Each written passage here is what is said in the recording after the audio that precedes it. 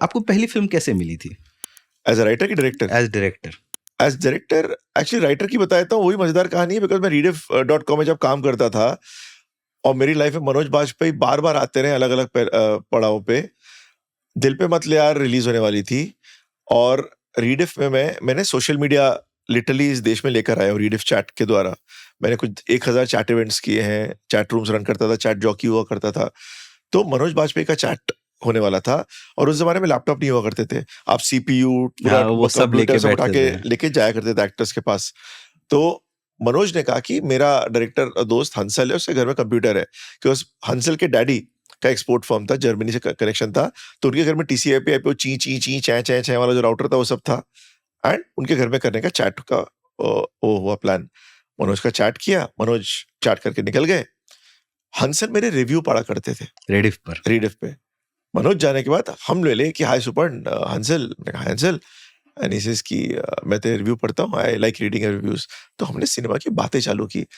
हमने बात शुरू की कुछ 8-9 बजे, हम लोग रात के 1:30 बजे तक बात कर रहे थे और जाते जाते दरवाजे पे मैं बाय बोल रहा हूँ उसको और बोलता है फिल्म लिखेगा? मैंने कहा मैं तो कहानी लिखे बैठा हूँ, कल आ जा। उस वक्त हंसल अबे देओल की डेब्यू सपोजिट डायरेक्ट करने वाला था हैरी बवेजा जी के लिए। उस कहानी पे हमने काम शुरू किया। वो फिल्म तो कभी बनी नहीं। इन द मीन टाइम उनके एडीज ने एक कहानी पढ़ी मेरी। एक रात वो लोग परेशान थे कि क्या करे क्या करे क्या करे। छल के 10 पेज की कहानी मैंने छोड़ के गया था और अंडरकवर कॉप के बारे में।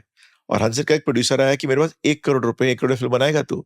हंसल ने वो कहानी पढ़ी, एडीज ने कहा कि ये बहुत अच्छी है, बनाओ। हंसल ने कहा कि ये बनाते हैं। मैंने 15 दिन में स्क्रिप्ट लिखी, रिवाइज करते रहे और मैंने खूब सारे रात के सीन इसलिए लिखे बिकॉज मैं शूट पे जाना चाहता था। तो दिन में मैं रीडिफ में नौकरी करता था, रात को शूट पे जाता था, जिम पे जाके सोता था ऑफिस के, वापस से करता था। So I had a supportive editor, he help me out. But तो इस तरह मेरी पहली फिल्म हुई। उसी वक्त राम गोपाल वर्मा का इंटरव्यू किया, वो दयम की मिक्सिंग कर रहे थे और दयम का शॉट देखा मैंने एक, और मैंने कहा ये तो पेट सिमेट्री है। रामू कूदे। पेट सिमेट्री स्टीवन किंग की फिल्म का नाम है, जहां मतलब जब जानवर मर जाते थे तो लोग उनको बरी कर देते थे दुख के मारे और जानवर वापस आ जाते हैं। अब इस आदमी का बेटा मरता है, उसको बरी करता है, बेटा वापस आ जाता है। इट्स अ मंकीज पॉ काइंड ऑफ सिनेरियो, राइट? सो मैं तो मतलब स्टीवन किंग का नंबर 1 फैन हूँ। तो रामू ने कहा कि how do you know that? तो मैंने अपना प्रेस कार्ड दिखाया। मेरे प्रेस कार्ड में मेरा फोटोग्राफ नहीं, स्टीवन किंग का फोटोग्राफ हुआ करता था। तो वहां से स्टीवन किंग की बातें हुई। मेरे लिखेगा? बिल्कुल लिखूंगा। तो ये सब साइमल्टेनियसली चीजें हो रही है, राइट? रामू के साथ मैंने 7-8 महीने बिताए लिखते हुए, 3-4 चीजें लिखी। और रामू मेरा फिल्म स्कूल है। रामू से जो मैंने सीखा, script writing, staging, understanding cinema. And Ramu एक ऐसे इंसान है जो आपको सिखाते नहीं है। उनका है कि अगर मुझसे जो तुम्हें सीखना है सीख लो, नहीं सीखना मत सीखो। मतलब मैं अपनी लाइफ जी रहा हूँ, मैं अपनी फिल्म बना रहा हूँ, तुमने जो समझा समझ लो। He is unapologetic and he is a genius and I learned everything that I could from him. Ramu भी सेम टाइम पे हुए। उनको उस वक्त फिरोज खान साहब से बात हुआ करती थी, कुछ फरदीन भी उनके साथ काम कर रहा था। फिरोज खान साहब एक राइटर ढूंढ रहे थे, खान साहब से मुलाकात हुई। तब तक रामू की मैं 2-3 फिल्में सपोजिटली लिख रहा था, हंसल की फिल्म लिख रहा था और लोग जानने लगे थे कि एक राइटर है। खान साहब ने बुलाया। खान साहब को मैंने सबसे पहले मना कर दिया। मैंने कहा कि सर मैं तो बहुत कुछ लिख रहा हूँ, नौकरी भी कर रहा हूँ, नहीं कर सकता हूँ। खान साहब हंसे। मैंने कहा कोई बात नहीं, अगले संडे आ, खाना बनाता हूँ तेरे लिए। उन्हें मिली अफगानी चिकन बनाई। ये हम लोग बात कर रहे हैं फिरोज खान की, खान साहब की जी। उनके पास अगले संडे गया, वापस गया, उन्होंने अपनी कहानी सुनाई, मैंने रिएक्शन दिए। उन्होंने नहीं बोला लिख। उन्होंने खाना वाना खाया, फिल्में डिस्कस की, ऑस्कर वाइल्ड दुनिया भर की बातें की, मैं चला गया। अगले संडे वापस बुलाया, वापस गया। वापस उन्होंने कहा कि तूने तो कहा था, मैंने ये किया ये किया। मैंने कहा अच्छा अच्छा, लेकिन इसमें ये होना चाहिए। मैंने गाने सुनाए, मैंने कहा very good very good very good. वापस खाना बनाया, वापस बात की, वापस चला गया। उसके अगले संडे बुलाया। इस बार जब बातें खत्म हुई, उन्होंने एक चेक दिया। मैंने कहा तू मेरी फिल्म तो वैसे भी लिख रहा है, तो पैसे भी ले। अच्छा, इतनी देर में जो बैक एंड फोर्थ हो रहा है। तो उन्होंने जिस तरह प्यार और जो स्नेह दिया, मतलब he adopted me and he was one of the closest mentors, friends I had. I have met people in my life whenever I needed them. Hansal ho, Feroz Khan ho, Ramu उस वक्त के लिए.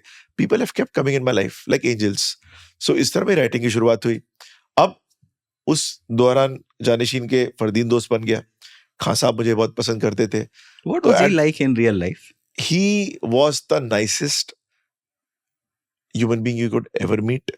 He was passionate. unapologetic, and he lived his life openly without any Qualms. lies or any apologies. He was the greatest gentleman any woman could meet. He could charm anybody. Women from 80 to 18 would be charmed by him because he was respectful. He would gaze into their eyes.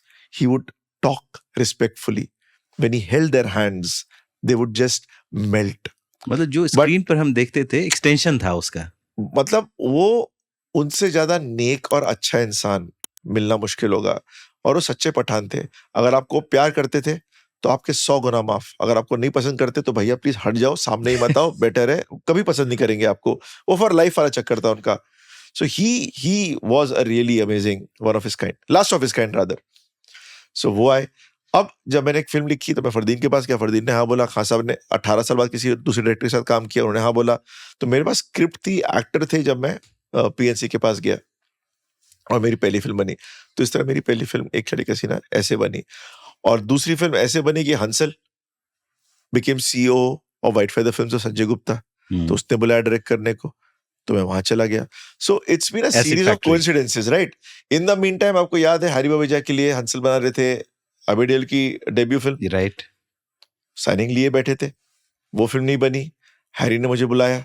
उसने कहा सुपन तेरी ये film लिख रहा है, हमें एक youth comedy बनानी है. तो मैंने अपने सारे यूथ के जितने भी एक्सपीरियंसेस लेके मैंने ये किया और लिख दी. तो वो बन गई. उस दौरान मैंने उनको एक कहानी सुनाई. वो कहानी उनको पसंद आई. उन्होंने अजय को सुनाई. अजय ने कहा हम एक फिल्म बना रहे, सुपन से लिखवा ले.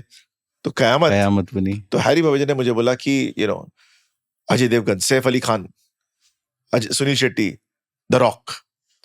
डन. तो मैंने उसको तोड़ मरोड़ के, मतलब वो जमाना डीवीडी वाले रीमेक्स का था, तो उस कहानी को उस तरह तोड़ा गया. सैफ नहीं बदला और आई थिंक उसमें फिर आशीष चौधरी आए थे. वो जाके सुपरहिट बन गई.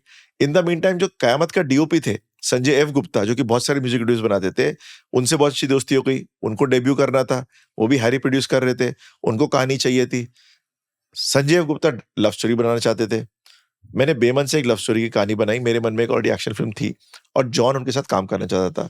हम जॉन के पास गए नरेशन के लिए. आधा घंटा नरेशन सुन के जॉन संजय को देखता है, बोलता है जॉन अपना Sanjay, can't we do an action film bro. तो मैंने कहा रुको, ये रखो अभी है. और मैंने करम सुना दी.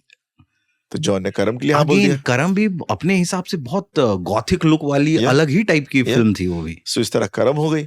सो again serious coincidences. Ajay, in the meantime Qayamat hit हुई. Rohit Shetty was looking for a film Zameen. और मैंने अपने दिमाग में सरफरोश पार्ट 2 लिखी थी, because the last story I covered as a journalist in Rediff was IC814. तो मैंने जाके वो कहानी अजय को सुनाई. अजय को पसंद आई, उसने रोहित को भेजा, रोहित ने सुनी. उस तरह जमीन हो गई. तो मेरी life has been a series of coincidences always.